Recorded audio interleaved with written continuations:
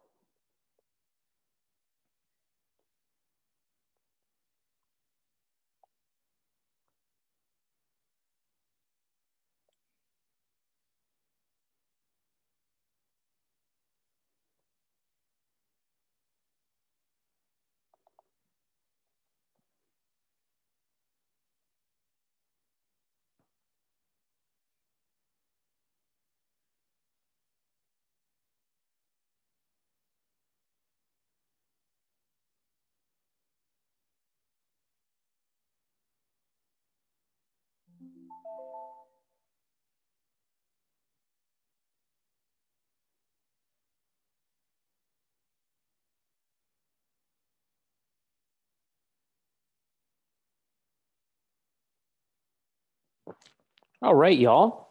Ready to get going? Yes? Collective yeses, bobbleheads? Yes? We're all good to go? Awesome. Guess what I'm doing right now? I'm recording this meeting. Yay, I remembered. Not like last time, like 20 minutes in, I said, oh crap, I got to record this. So I am recording this meeting. So anybody who wants to go back and review it or look at it or say, something I said that you were unclear about, you'll have that access shortly after this meeting. I'll send a message with the YouTube link, and I'll also put it in my Canvas as well, just so that you can have a look at it. The meeting is scheduled to go until 3:30 today. I'm hoping we don't have to go until that time. If we do, no problem, happens. But I don't think we'll be going till 3:30 today. Let's just put it that way. I just put that in there kind of as like a safeguard to kind of allow you to sort of block off time and kind of tune in. So what we are going to be talking about today is freedom of information and filing a freedom of information request, which you are going to be doing as an assignment in this class. I think it's due next week at 3 p.m. or something like that for the end of this class. Yes, just a Tuesday, that's right. So it is due then. I'm assuming most, if not all of you, have never filed an FOI or a Freedom of Information request before. So we're going to talk today about how to do it and what's the purpose of it. Like, why do we do it as journalists? And not just journalists, right? People in PR, in communications, they do it all the time, just as much as journalists, I would argue, to get information to help them boost their product or expand their content or for whatever reason. And you'll see that there's several reasons for it in what I'm about to show you. So we will look at that. Like always, when I'm showing you the slides and such, if there's something that you want to ask or something like that, I may not be able to see the chat, or I may kind of be focusing on the slides. So just pipe in. I'm okay with you piping in. Even if you're cutting me off, no problem. I'll always make time to hear you if you have a question or a concern or anything like that, okay? So don't feel bad about doing that. Be a journalist and interrupt by all means, okay? And I will begin by showing you the slides. Before I do that, just a quick note. You all got your assignments back, your marks, I'm assuming, with the brainstorming assignment. Okay, fairly well done for the most part. Terrific stuff. You all definitely have the brains to come up with an investigative plan, and any good investigative story starts with a plan. So I have no doubt that you'll be providing an awesome proposal and an awesome assignment come the end of the semester, because some of the ideas that I saw in the follow-ups were legit, like terrific ideas. Like, I mean that. Like, some of them I looked at, I'm like, oh, I would have never thought of that. So it was some good thinking, right? I think in my email to you all a couple of days ago, I had just said, terrific stuff. Just be mindful when you're doing the investigative piece. And again, I can appreciate that this is a different world that we're in now, but always remember to get the human element into your story, right?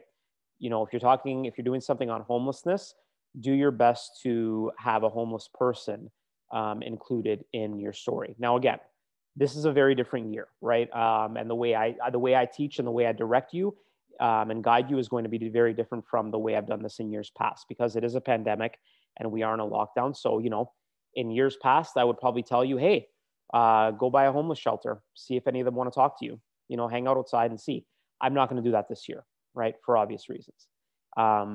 So we'll come up with plans and ways to kind of get that human element into your story without you basically having to put, you know, your health and safety on the line. So we won't be doing that. That's one thing we won't be doing in this class, okay? So fear not. We'll discuss that in the weeks to come. But again, overall, great stuff for the most part. Terrific stuff. I made some notes with all of you and kind of replied back with some notes on things to improve on and stuff. But great beginning of an investigative plan. So awesome. Let me go into the slides. So I'm going to show you the slides. We'll go through them. Then what I'll do is I will show you the actual assignment. And then I'll just give you some examples of how to obtain a Freedom of Information form and where to fill it out and such, and all that fun stuff, okay? So we'll start with the slides here. We'll do call it up and we'll do a share screen.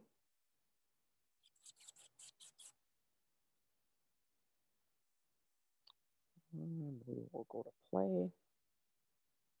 It's way too far. 1 second. Okay. Everybody can see that. It looks like there's a hand going through some files. Yes. Freedom of Information requests. Okay. The process. So we're just going to kind of go through some of these slides. And again, I just want to just fix a little bit of something here, just to make sure everything is in line and in order. Okay. So again, under the Freedom of Information and Protection of Privacy Act and the Municipal Freedom of Information and Protection of Privacy Act, those are big, big words, big acronyms. You have a right to ask certain public sector organizations in Ontario and Canada for information that they hold. Anyone can make a request for information, no restrictions based on age or where you live. So obviously this is like a gold mine, right? And an effective gold mine, or could be a gold mine for journalists, because it allows us to kind of go behind the curtain and get information that's not publicly available, but is publicly accessible, okay? Because there is a difference between the two, okay? So the information you request could include, and again, before I show you these, this material is information documents that students in past years have requested, that I myself as a journalist has requested, my colleagues have requested. You can request documents, film, electronic records, i.e. emails, plans, drawings, photos, sound recordings. Okay, so if somebody leaves a voicemail for a city councilor or a mayor, you can request that because it's all kept on file, right? These are all kept on file as public record. They're mandated to. They have to as a public sector organization. I don't know if they still make DVDs, but you can request DVDs under the FOI, okay, under Freedom of Information. So exclusions and exemptions, so things that you cannot ask for, or things that you might ask for in a Freedom of Information request, but you'll probably get denied, okay? Court records, okay, so if you file a Freedom of Information request saying, hey, I'm doing a story on car thefts in a certain part of Hamilton, and you decide you're going to go to the Sapinka courthouse and file an Freedom of Information request on the number of people, convicted of car thefts in recent years. They're probably going to tell you no. Okay. The reason being that court records are accessible through another avenue, not through Freedom of Information. You actually have to go to the court and request that information, right? Publicly accessible still, but just through a different avenue, okay? Records containing certain law enforcement information. So for example, let's say you're doing something on crime in Hess Village, just for argument's sake, right? Because students have done that in the past. And you file a Freedom of Information request with the Hamilton Police Force on the state of ongoing crimes in that area as we speak. They'll probably tell you no, because they're ongoing investigations, and we don't want to make some of this information public as it might jeopardize the investigation, okay? You'll probably roll your eyes like I do a lot of times with the responses, but nonetheless, it's a response, and it's a legitimate one in the eyes of the public, in the public sector, that you can't jeopardize an ongoing investigation.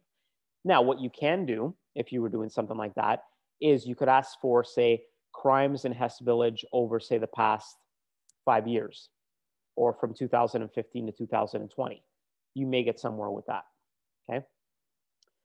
Records that could prejudice intergovernmental relations, okay? So let's just say you're doing an investigative piece or story on development in a certain neighborhood, and you're requesting information from the provincial government on their interactions with the city of Hamilton on this project. You may get some of that information, but some they may say, we can't tell you this because it's going to prejudice the relationship we have between us and the government if this comes out and is made public. So maybe there's just a bit of a nasty exchange, or maybe there's negotiations for a bid that they don't want being made public, okay? Personal information that can invade the privacy of an individual, right? You cannot, you can request, say, information on the expenses that the Hamilton mayor filed over the last year. You can't file a Freedom of Information request on, where he vacations on his personal time, where he took his car when he was off hours. You can't ask for that stuff, okay? So again, when you get the assignment, I'm always there to kind of help you along. But does everybody kind of get a grasp of sort of kind of what we're doing here? It's public organizations and stuff that you would deem to be publicly accessible and that the public should have a right to know, okay? There are fees to filing an information request. There's $5 for each Freedom of Information request. Now, for this assignment, I will leave it up to you whether you actually want to send the assignment, or sorry, send the request to actually get this information. You're gonna have to send it to me to show me that you've actually completed an actual FOI request along with a summary, but we'll talk about that in a second. But if you're actually sending it to the organization, I'm going to leave that up to you if you want to send it, okay? Because different organizations have different rules. You may be able to send it via email. You will probably be able to email it. Some, depending on the town you live in or the municipality that you're in, they may require you to physically go over and drop it off. Again, given the time that we're in, I don't know how many of you are comfortable with that, so I'm not going to make that a mandatory requirement for this assignment, okay? But you may want to use it for your investigative story. So if you do want to actually send it, just know that there's going to be a $5 fee to send it, okay? No matter where you send it. That's a province-wide rule. Okay. Additional fees will be incurred for photocopying and labor, and there could be additional fees should you choose to appeal the decision. Okay. I think the most we paid, the most I've ever paid for a Freedom of Information request that we've actually doled out money for has been $700. There was one that came back a couple of years ago that was $2,000, and we said no. So it's not my money, right? It's the company's money. Like, I'm not paying this out of my own pocket. Oh my God, no. But yeah, so we decided to go with the 700, and I think I have the $700 one that I'll show you in a second. But how are we doing so far before I go to this page? Are we okay? Anybody got any questions? Anybody want to shout out? We're good so far? Yeah? Okay. So let's have a look. I'm going to show you what institutions are covered under Freedom of Information laws. Okay. So this is a link. This is, again, this is all on my Canvas already, so you can access this link. This is a directory of institutions that are basically covered under Freedom of Information.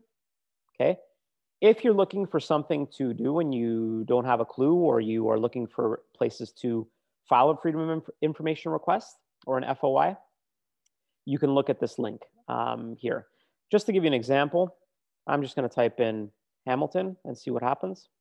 Okay, as you can see, tons of stuff, right?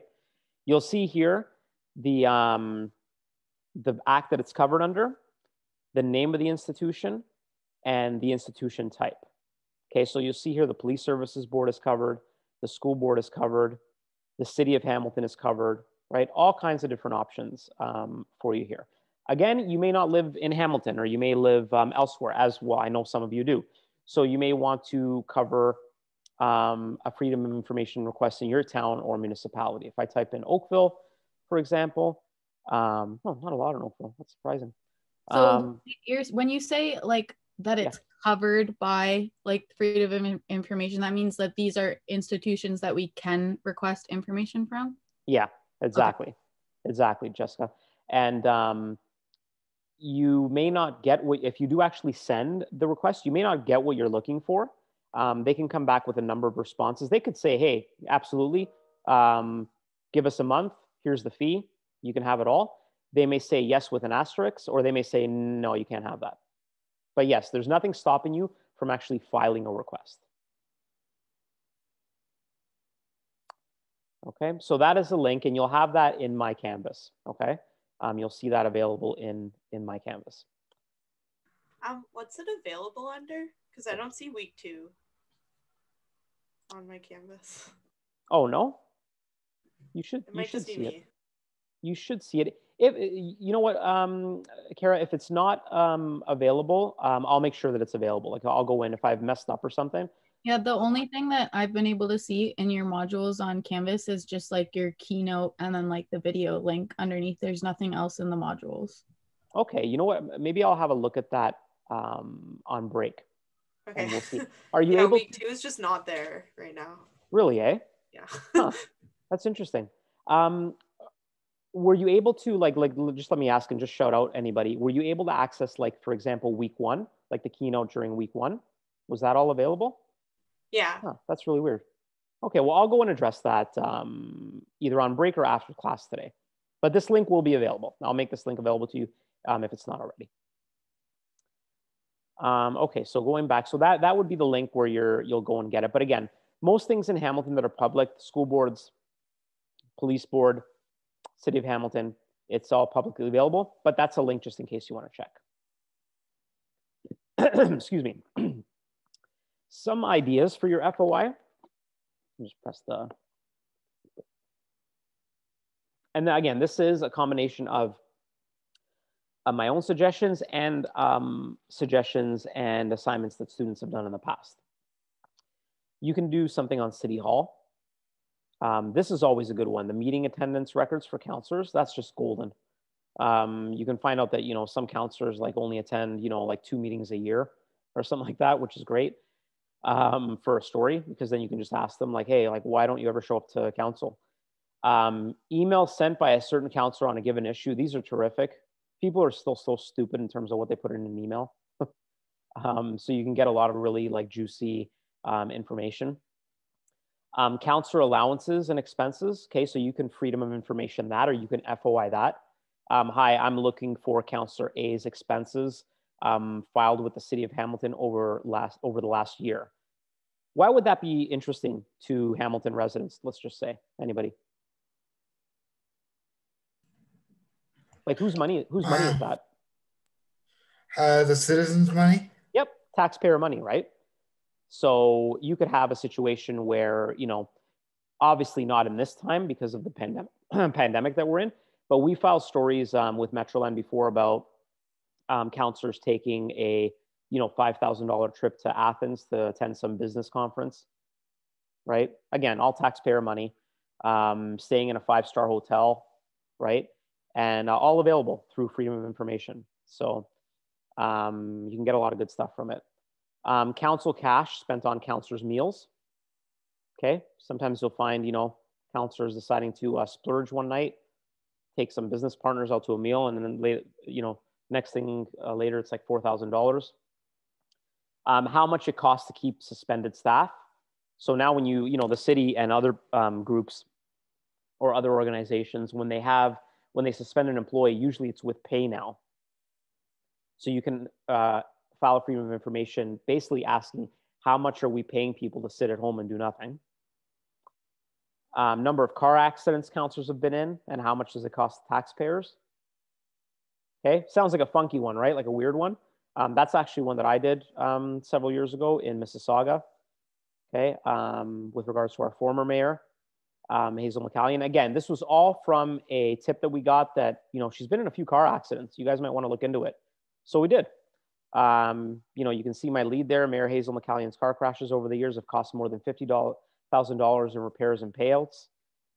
They include a collision in which she totaled the leased vehicle, and her staff threatened legal action against the dealership and its well-known owner. Okay. These were some of the startling findings and documents obtained by the Mississauga News under Freedom of Information. Again, no way would we have gotten this information without filing an FOI, right? Like they're not going to come out and broadcast this stuff, right? So again, the link is available in my Canvas, or it should be soon if I've messed up somehow.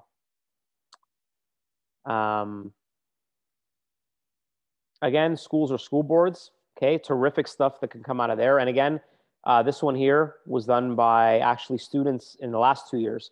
How many racism incidents are reported at each school board or within the entire school board? Disciplinary action against teachers, attacks on teachers. Okay, here's another one. Again, all through Freedom of Information. These pictures were obtained through Freedom of Information. Okay. Again, elementary school teachers and educational assistants in Peel say violent attacks by students have left them injured and fearful. So this just came out of me filing a Freedom of Information request to the school boards, basically requesting how many incidents have there been of student or teachers being injured in class, and can we have a synopsis of each incident?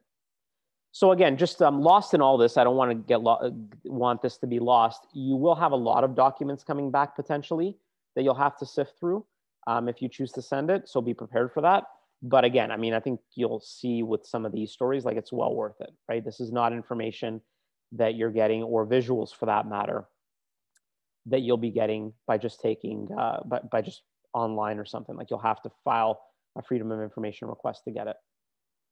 Yeah, there may be the odd time where this stuff's available, but for the most part, it won't be.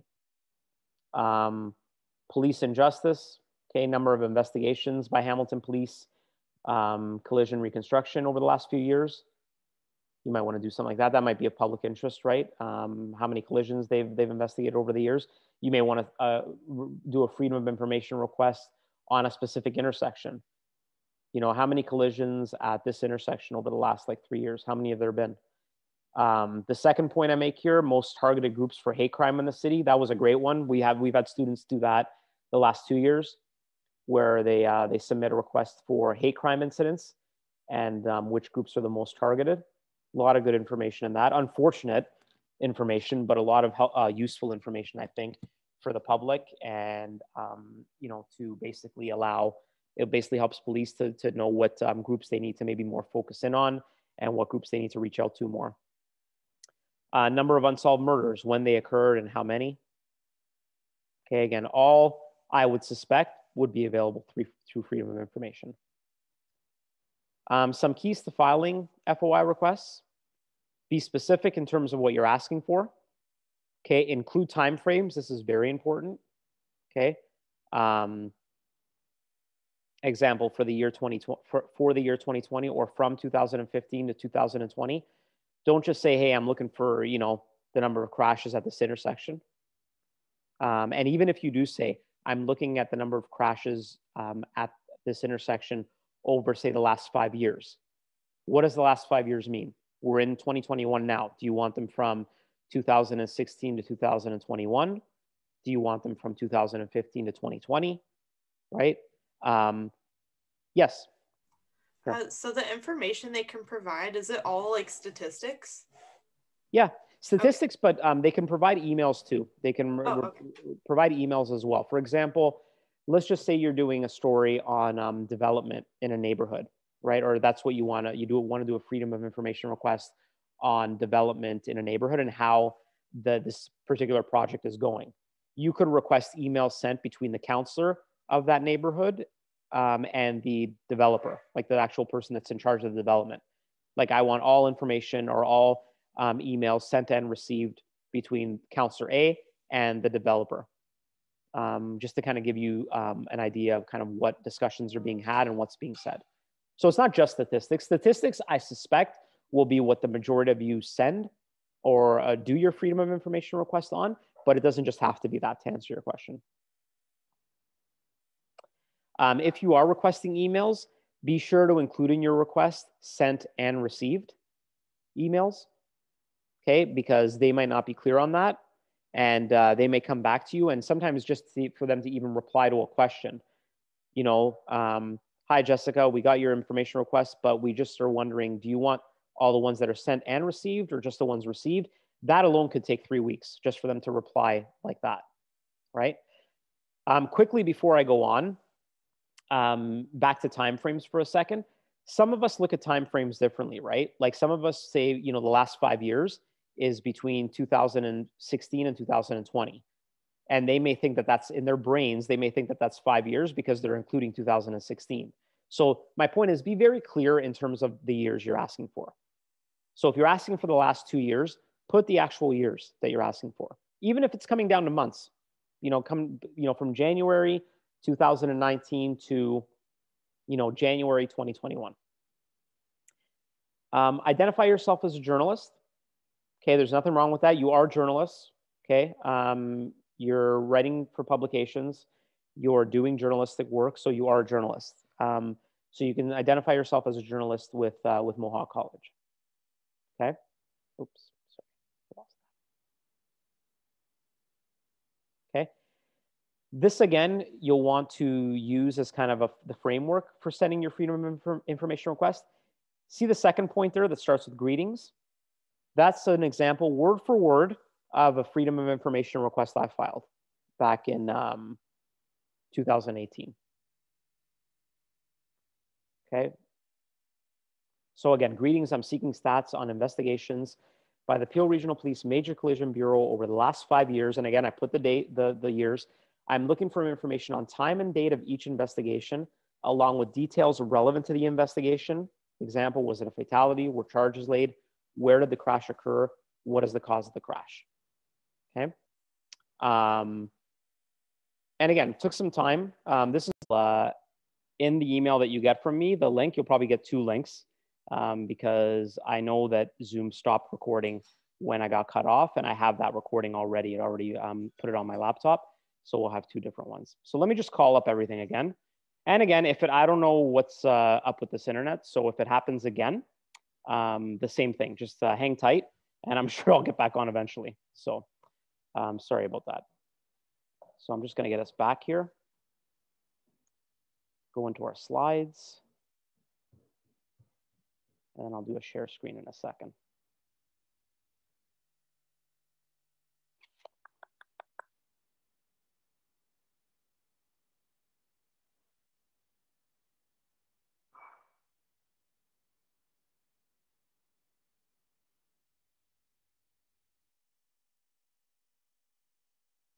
Okay, so I think we were kind of right here, right? Where I was about to show you the results. So before I show you the results from the Freedom of Information request that I filed, that second point in this slide, that's something that you can use as a template when you file yours, okay?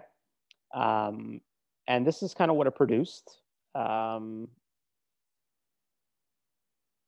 Again, I actually turned it into sort of a listicle type story where I basically listed the 5 worst intersections for serious crashes based on the information that I obtained through filing a Freedom of Information. So basically what they did was they sent me, this was the $700 one, by the way. What they basically did was sent me every major crash or serious crash over the last 5 years.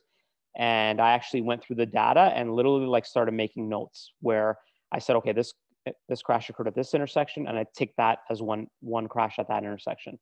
Another intersection, another tick. And I went through all the crashes. I think there were, of the serious ones, I think there were just over 200 of them over 5 years. And I literally went through every one and I came up with like a list. So it took some time. But again, it turned out like some great statistics, some really good statistics. And it did well online, and it got a lot of conversations going about why these intersections are more susceptible to serious crashes and such. So yeah, I think it was well worth it. What was it that actually made you like say, okay, this is a serious car accident? Like, what measure did you use? So the good question, Katrina. So the measure I used is just like Hamilton Police. If you'll see here, before I stop sharing, I'll keep it on. You'll see in the second point there, the Major Collision Bureau. Anything that is serious in a police force, they have, like most major police forces, Hamilton's no different. They have like a Major Collision Bureau, or they call it a collision reconstruction unit. So anything that's serious, life-threatening, or it involves like a lot of people. Like let's just say you have like a 20-car pileup, right? Even though it's minor injuries, it's probably going to go to the collision reconstruction unit just because of the sheer numbers. So that's what will happen. You'll have a collision reconstruction unit. So any information I obtained through the FOI came from that bureau. And I use that as the barometer for a serious crash because that's what the police used as their barometer for a serious crash. Awesome, thank you. Yeah, no problem. So that there concludes sort of like the slides to discussion. But I did want to just actually show you the assignment quickly.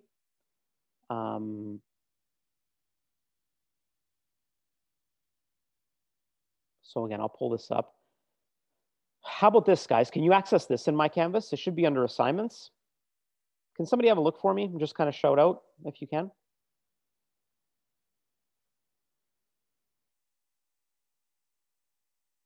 Yeah, you can see it. Jessica's got a thumb up. Yeah? Yes. Okay. So that's good. Again, if you're not about the slides, I'll go in and review and see. I'm sure it's something that I've done wrong. But let's just have a quick look at the assignment itself. I have it here on the screen. It's in my Canvas.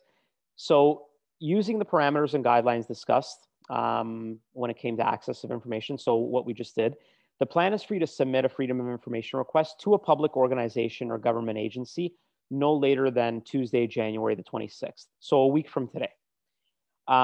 Again, some suggestions include, but aren't limited to, City of Hamilton, Hamilton Police, the Special Investigations Unit. Everybody know what the Special Investigations Unit is? That's the province's unit for investigating anytime a police officer is involved in something serious. They're a provincial watchdog that investigates the police. Okay. Your final product that you submit to me via email will include a copy of the Freedom of Information request, which I'm going to show you some in a bit, along with a 250 to 300 word summary, okay, minimum 250 words, detailing why you're interested in the requested information and what you would plan to do with it if it's obtained. Okay. So basically you're sending me like a Freedom of Information request and like a story plan. That's effectively what you're sending me. Okay. This is very important if you're actually going to send the request. Please include in your request in the body of the request, please provide cost estimate before proceeding with request. Okay. I don't anticipate any problems if you're actually going to send a request to people, but there have been a few instances in the past where they'll come back and say, we've done the information for you, here you go, and this is how much it costs, right? Without actually checking. It's very rare. It's happened to me like once, and it was actually with a federal body, Canadian government, where they actually did the work and said, okay, now we want money. And we kind of said, okay, thank you, but you needed to tell us how much it was first, because we needed to discuss how much it was. So we took the info, but we didn't pay for it, right? And we basically won because they didn't tell us, right? So again, you're never going to have to pay for anything that like you didn't say yes to already, but just to save yourselves the headache, there's nothing wrong with putting this in writing, right? Like, please include the following, please provide cost estimate before proceeding with the request, right? If you're actually sending this request to a government body or a public body or something. This assignment's due by email next Tuesday by 4 p.m. Okay. Let me give you an example. And again, we're still on share screen, right? Yeah. So I'm just going to go to Google. Okay.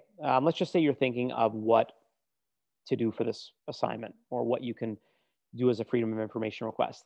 Just think of it simply as it's got to be a public organization. And by public organization, I mean an organization who runs based on our money, right? Like our money is sent to the government or to this organ or to an agency, and they get paid through that. Okay. So Apple, Microsoft, all those companies are not available for a Freedom of Information request. So you can't file, like, say, a Freedom of Information request on, how many employees Apple has let go over the last year. Okay, it's got to be a public body, a public organization, government or whatnot.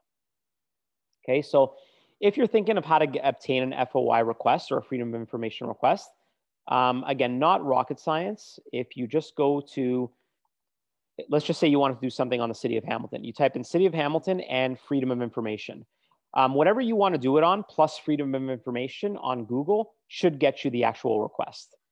So you're going to click on that. You'll see the City of Hamilton actually has a Freedom of Information section. Okay. And you can read up on it a little bit here, but your interest is going to be this form right here. Okay. Access or correction request application. So you click on that. You'll want to download this. Okay. You'll see here application fee is $5. Okay, should you choose to send it. You're going to click on access to general records because that's what you want, right? You want general records. You're going to put your info in here. Okay, now again, should you choose to send this, you're going to have to put in this information. But even to send it to me for the assignment and the assignment requirements, you're going to have to fill this information out here. Okay, your last name, your first name, your address, postal code, all that fun stuff. Okay. And then right here, you'll see detailed description of requested records, personal information records or personal information to be corrected. This is where you're going to put in that your description. Greetings, I'm a journalist with Mohawk College and I'm looking for blah, blah, blah, blah, blah. Okay, you're going to put it in this spot right here. Okay, however you choose to do this, and then again, you'll have to put here how you want to examine it. Do you want to receive a copy? Yes. You don't need to examine the original because that requires you actually going in and stuff, and we're not going to be doing that. So you're going to want to receive a copy, signature, and the date that you're sending it. Okay. However you want to send this to me, people, is your choice. You can download it and use like Adobe Acrobat and actually type in the information. If you want, you can download this, use like a pen and actually fill it in with pen and then take a picture of it or scan it and send it to me. I'm okay with either. Okay. As long as I can see it, if it's all blurry and stuff and I can't see it, then we got a problem. But as long as I can see it, we're fine. Okay. However you choose to send it in, along with the 250 to 300 word summary. Okay. Again, let's just do one more. Let me go into the chat just to see if there's any questions. I know there's a lot of chit chat going on. I just want to see if there's some actual questions. Okay. I think we're okay.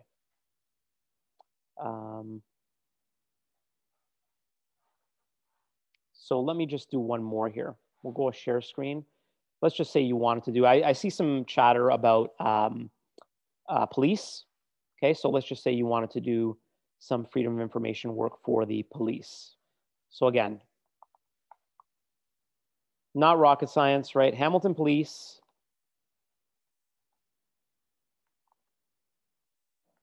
Freedom of information, okay?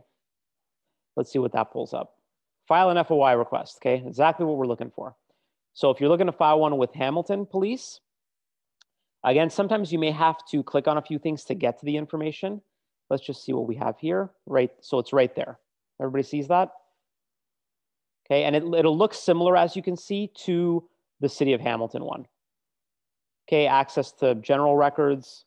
Your info's got to go here. This is actually pretty cool because you can actually go right into and actually start filling it out. So that's kind of neat. And again, you can download this when you're done or before you do it and fill it all in.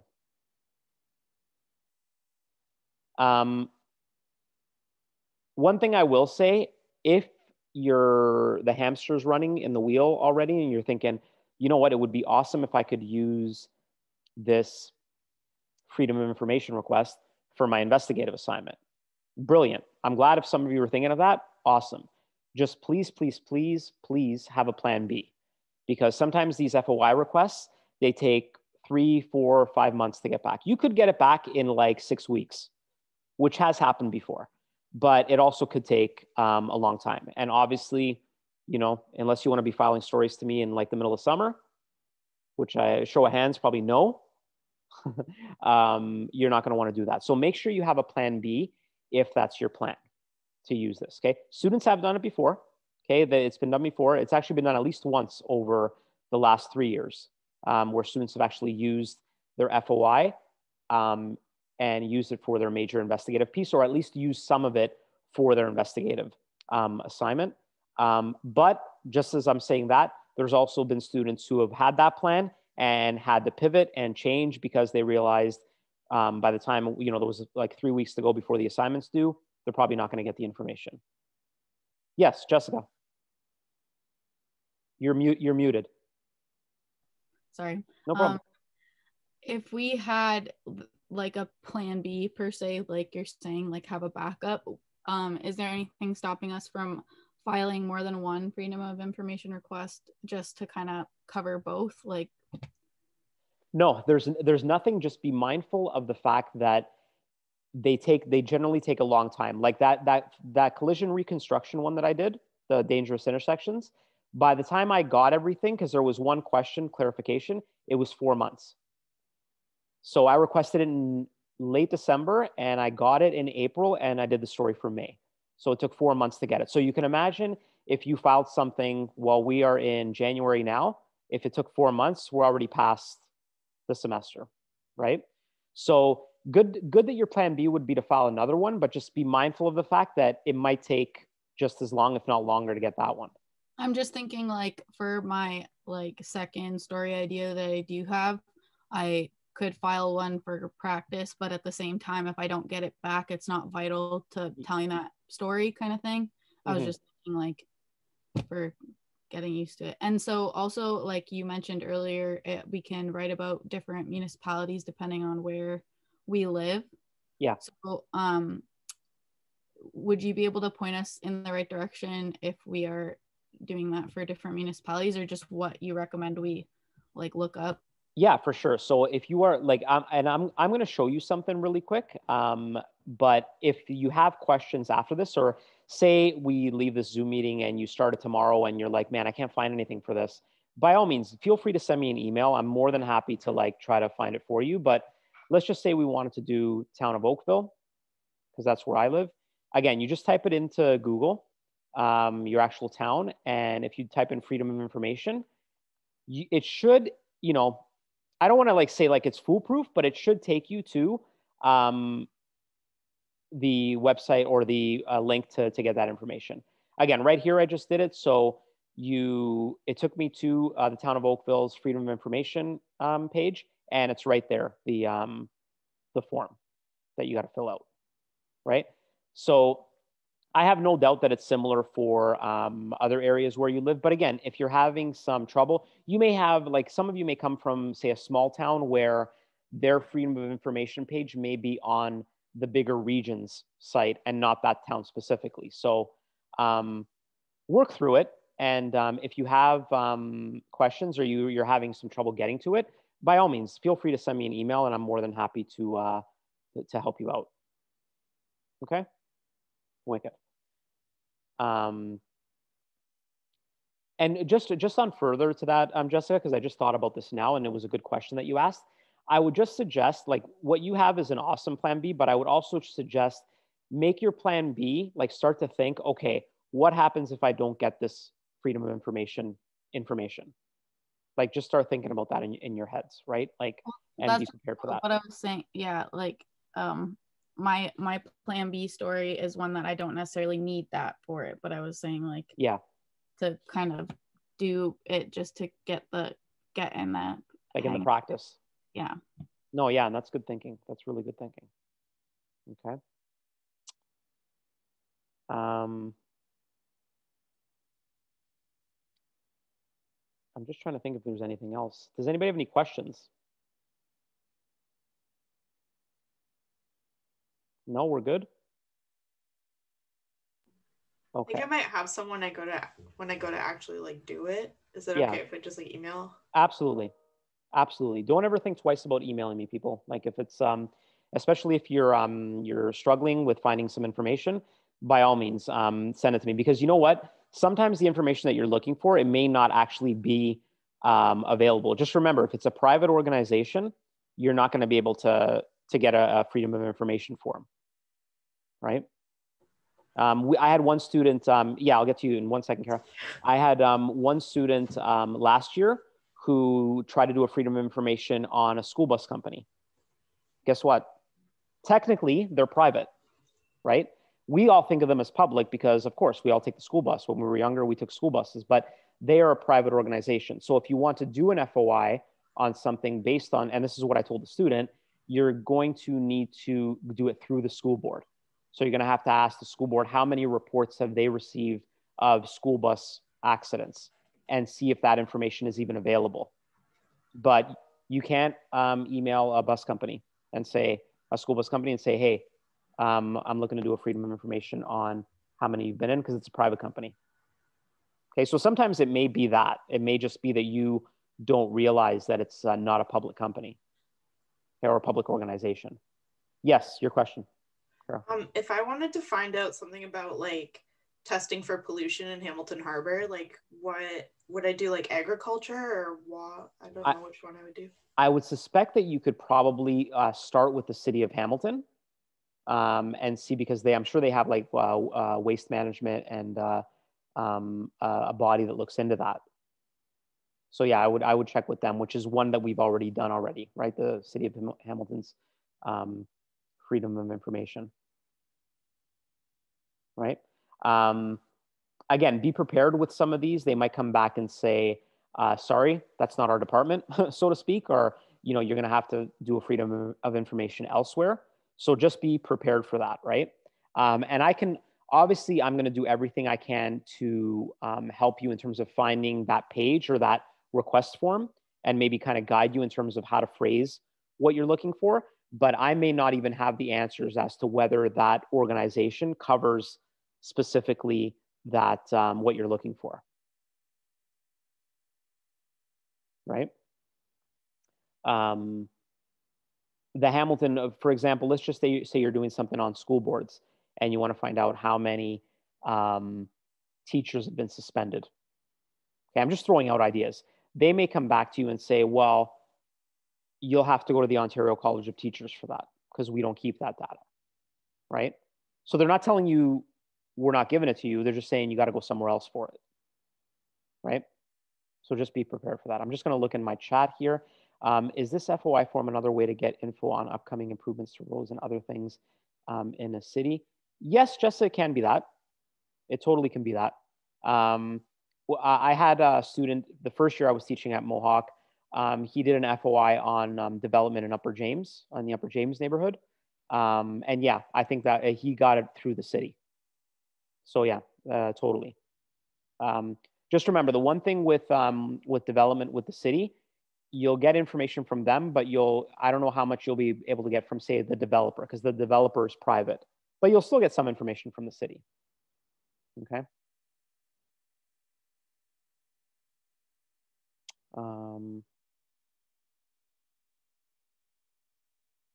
Anybody else have any other questions? Okay. I'm sure once you all get into it, you're probably going to have like a ton of questions, which is totally fine. But by all means, just run it by me. Send me an email. If we need to have like a Zoom chat too, like totally fine. Like I'm totally okay with that. I'll take that direction from you all. If you want to have a Zoom chat, don't be afraid to say, hey, Louis, like, I don't think I can do this on email. Can we have a Zoom chat, and we'll do it that way. Okay, totally fine. Okay. Look at that, people. Basically an hour and with an internet interruption. Like, that's not bad, eh? Impressive. I can feel all your muted claps from here, okay? Let me go look at my Canvas, and let me make sure that I get those slides in there, because it sounds like some of you can't see them, so I'll see what I'm doing wrong. They're in week 3. Hmm? They're in week 3. Oh, we found them. Okay, so I put them in week 3.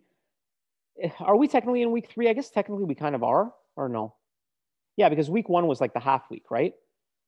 So we all found them. Like, it sounds like we've all been able to get that information. Yes? Okay. So it wasn't me, was it? Haha. No, I'm just kidding. Believe me, I'll make up for that mistake later in the semester some way, somehow. I promise. I think that too, like, it's just it's all teachers use Canvas differently, right? So it's just us getting used to each other. Yeah. That's a good point. I'm still trying to like fiddle through my Canvas as well. Well, you all know you had eLearn, right? So I'm sure we're all comparing the differences and such now. And there are some things that are cool about my Canvas, but there's some things that, I kind of want to choke it sometimes, kind of reach through the screen and choke it. But yeah, we'll work through it. All right, people. Like I said, I'm available. Send me questions. Don't think twice. Believe me, I will get mad if you think twice about sending me questions. So if you have questions, ask me. Don't be afraid, okay? That's it. That's all. We will talk. I don't think we have Zoom next week, but I'll send an email and kind of get you all prepped for the weeks ahead and stuff, and we'll work from there, okay? All right. Awesome, everybody. See you later.